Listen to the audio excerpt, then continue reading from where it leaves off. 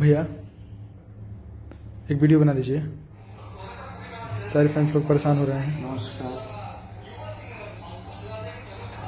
ठीक बानी एक्चुअली मैं हर्निया का प्रॉब्लम है ना भाई, तो एकाएक दर्द होने लगा। तो डॉक्टर के पास हम लोग आए तो उन्होंने बोला कि ऑपरेशन करना पड़ेगा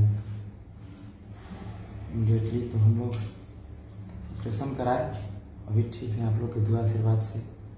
कुछ लोग बताए कि बहुत सारा मतलब न्यूज़ फैल गया कि आप बहुत ज़्यादा तबीयत खराब है।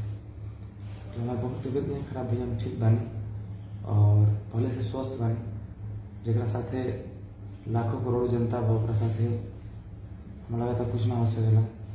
बस आप लोग के प्यार रही, आप लोग दुआ करी, आप लोग के दुआ से हम बहुत जल्द ठीक होके स्वस्थ होके और फिर वो वीडियो बनाए।